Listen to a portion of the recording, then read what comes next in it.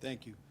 Good afternoon. Thank you for coming. The Columbus Division of Police and the Criminal Investigation Subdivision would like to talk about a series of incidents we've had that began on Friday night and continued through yesterday evening.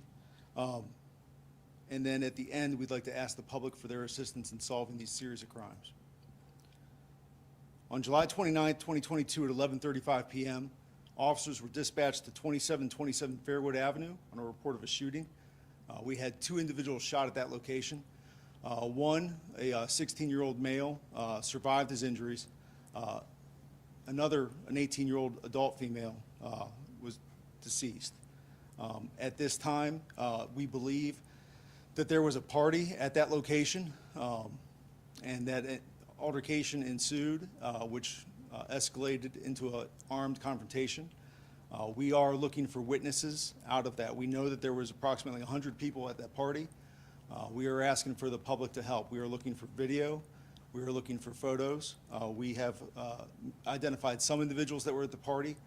We would like to talk to others. We know that there are individuals that are familiar with the subjects involved, and we are asking for their assistance to come forward. Approximately 3 hours after that shooting, officers were dispatched to 2680 Arano Pike on the Far East Side at 2:50 a.m. There was an individual shot at that location. He survived his injuries. He is a 20-year-old male. We believe that there are some people that witnessed that altercation as well, and we are asking for their assistance in helping to clear up the circumstances surrounding that shooting. Approximately 12 hours after that incident at 7235 Brook Boulevard, there was a shooting that did not result in a person being hit. A vehicle was struck. We believe that that person was also connected to the incident that stemmed from the shooting on Fairwood Avenue on Friday. So we are asking for individuals to help talk about that third incident and come forward from there. The next evening, on the 30th, Reynoldsburg Police responded to the 7200 block of Ravine Way for a discharge into a habitation where a house was shot up, nobody was struck. We also believe, along with Reynoldsburg Police, that that incident is connected to the shooting that happened on Fairwood. And then lastly, last night at 7:16 p.m., our officers responded to the 3700 block of Center Ridge Way for a discharge into habitation in which two individuals were struck. One, an adult male, 26 years old, and who survived his injuries, and a 2-month-old child who also luckily will survive their injuries. We also believe that this incident is connected to the series of shootings that began on Fairwood Avenue. We know that there are individuals who have knowledge of all these incidents. We are in the process of trying to identify them. We want to see this series of violence stop right now. We are concerned for the well-being of the individuals involved.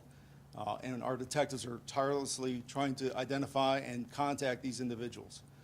We know that there's members of the public that have photos, that have videos, and have knowledge that our detectives need to solve these cases. So we are asking for their help. At this time, I'll answer any questions. So is it like an organization or like an individual that you believe is involved in all of these? We do not have any indication right now or any verification right now that this is tied to any kind of group or gang behavior. What connects, how did you make the connection of all these shootings back to Fairwood?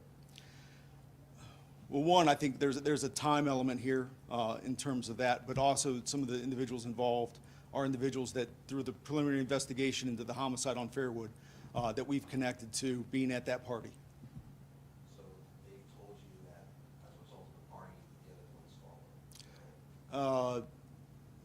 If they haven't told us, I think we've received information. I guess that's the best way to put it.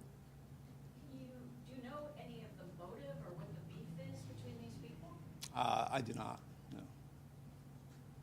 How dangerous is it for other people? I mean, you certainly look, we were just in the neighborhood where the little baby was shot. Yeah. People are scared over there because they just sprayed bullets. Yeah.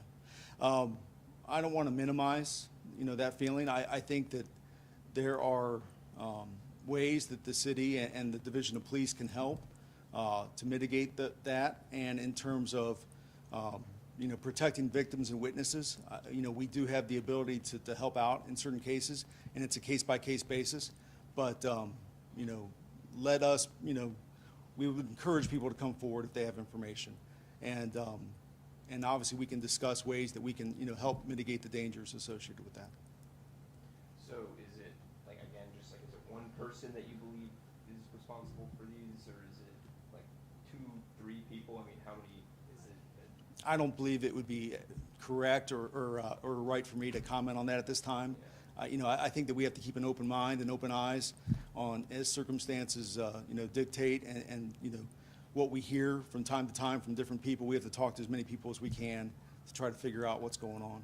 But we do believe that there's connection. Do you consider it a reward to try to prompt people to come forward and Well, I think that, Crime Stoppers, Central Ohio Crime Stoppers has the ability to provide that for information leading to information that leads us to solve shootings or felony crimes. So that's already in place. With all this stemming from, the event on Fairwood, is, you guys have said you talk with other people. Is there any other evidence you can let us know, like to help people come forward or something like that? In terms of, Just how can they, reach you, contact you, let you know what? so obviously, our homicide number is 614-645-4730. Our investigative desk is 614-645-4624. Obviously, they can call Crime Stoppers, and we have all kinds of ways to reach out. But is there anything specific you're looking for, that people put like photos? We are. We've recovered. There were some cell phones left at the scene, but we believe that obviously the way cell phones are used nowadays, we believe there were up to 100 young people, teens, young adults at this party. We believe there's video and picture evidence from the party. We are asking for the public's help in coming forward for that. Any kind of surveillance or anything from the incident yesterday evening, any neighborhood surveillance video, anything like that? Our officers and the detectives canvassed the area, and they're working through that. Chief, you said these all stem from the one incident on Fairwood. Now, are each individual shooting, and you may have touched on this, but are each individual shooting retaliatory from each other shooting? That is an option we're considering. However, like I said, we don't know all of the facts and the circumstances yet. We do feel comfortable saying that this series of incidents are related and seem to stem from the incident on Fairwood. Whether there was an incident that occurred prior to Fairwood that, I think, like Luann said, kind of started the feud or the beef, we're not aware of that at this time. But we are asking for that information, because I think that will help shed light on the entirety of the circumstances. clearly there could have been multiple homicides out of these continuous shootings. What is your sense of what's happening in our community with gun violence?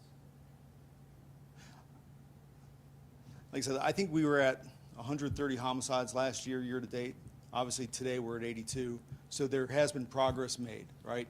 So I don't want to paint a bleak picture over the entirety of the circumstances, but I think it's fair to say that, we struggle as a society with gun violence, and particularly in terms of youthful offenders and youthful victims. We've seen an uptick in that this year. And so I think, it's that respect for human life and the value of human life. But that's big picture issues. What the task at hand today is what we're trying to do is, we're trying to get information to solve crime and bring justice to the families of the victims.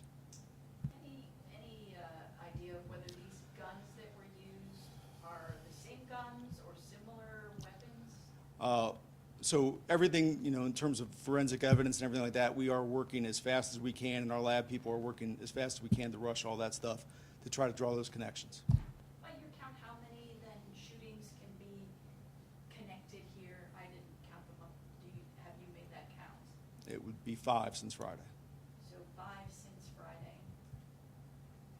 And out of that, the homicides, was there 1 homicide or shooting? Yes, ma'am. Do you have the numbers of how many shootings there have been so far to date this year? I do not.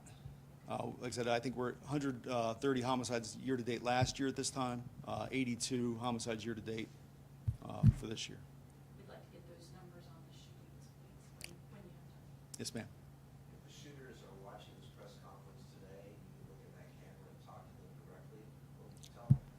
put the guns down. Come talk to us about the incidents. You know, none of this is worth a life, and it's already cost us, you know, one life. We had a 2-month-old child shot last night. I don't know how anybody can feel that any feud or any, you know, any kind of disagreement is worth that.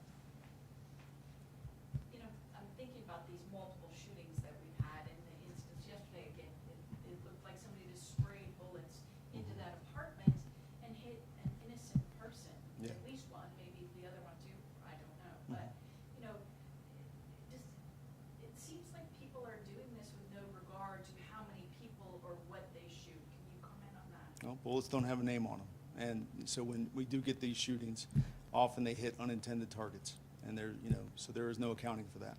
Was the 2-month-old, can you tell us, were they sleeping in the room or in bed, or, you know? I do not know. Is it a girl?